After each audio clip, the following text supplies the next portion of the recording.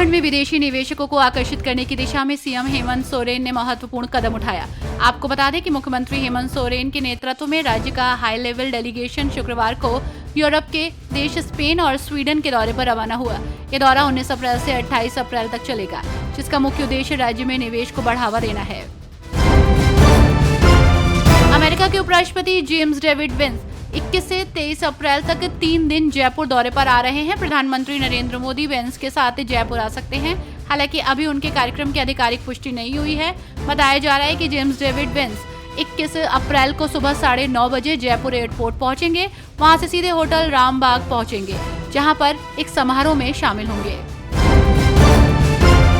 महाराष्ट्र के स्कूलों में हिंदी को तीसरी भाषा के तौर पर शामिल किए जाने पर एनसीपी एसपी सांसद सुप्रिया सुले ने कहा कि यह फैसला जल्दबाजी में लिया गया है। मराठी महाराष्ट्र की आत्मा है और इसे राज्य की पहली भाषा के तौर पर जारी रखना चाहिए था। उन्होंने कहा कि मैंने पहले भी कहा है कि ये फैसला जल्दबाजी में लिया गया है। मराठी महाराष्ट्र की आत्मा है और ये नंबर 1 बनी रहेगी।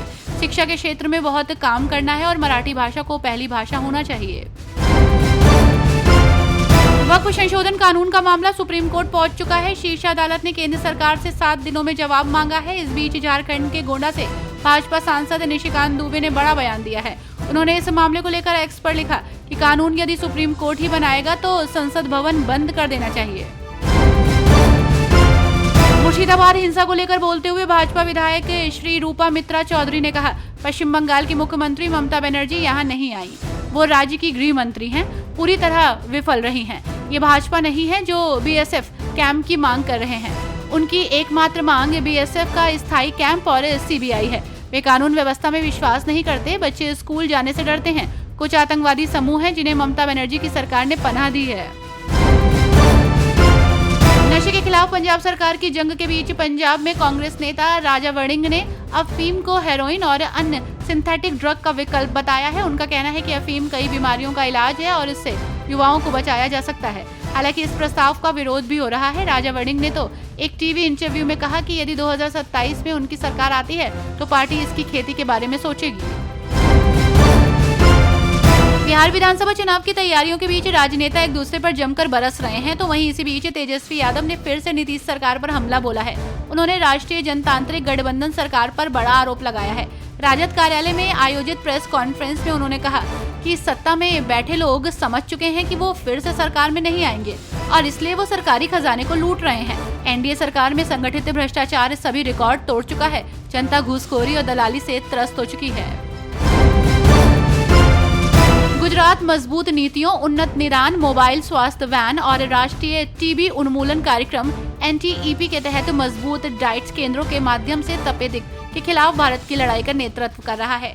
राज्य द्वारा निक्षय पोषण योजना के प्रभावी कार्यान्वयन, जो अब 1000 मासिक पोषण सहायता प्रदान करता है, ने बीजल ललित भाई प्रजापति जैसे रोगियों को ठीक होने में मदद करने में महत्वपूर्ण भूमिका निभाई।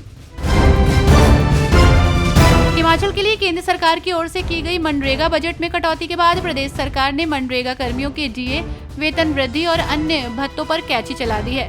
केंद्र से मिलने वाले ग्रांट घटने के बाद सरकार ने मनरेगा के तहत सेवाएं दे रहे 2550 से अधिक तकनीकी और गैर तकनीकी कर्मचारियों को अतिरिक्त भत्ते न देने का फैसला लिया है।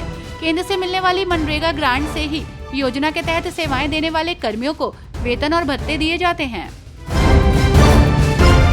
उत्तराखंड बोर्ड परीक्षा 2025 का परिणाम घोषित हो गया है। आपको बता दें कि हाई स्कूल का रिजल्ट 90.77% रहा, जिसमें कमल सिंह चौहान और जतिन जोशी ने संयुक्त रूप से टॉप किया। वहीं इंटरमीडिएट में अनुष्का राणा ने 98.60% अंकों के साथ पहला स्थान प्राप्त किया। चंपावत जिला हाई स्कूल और पिथौरागढ़ इंटरमीडिएट में अव्वल रहे। जानकारी के लिए आपको बता दें कि माध्यमिक शिक्षा निदेशक मुकुल सती ने परिणाम जारी किया।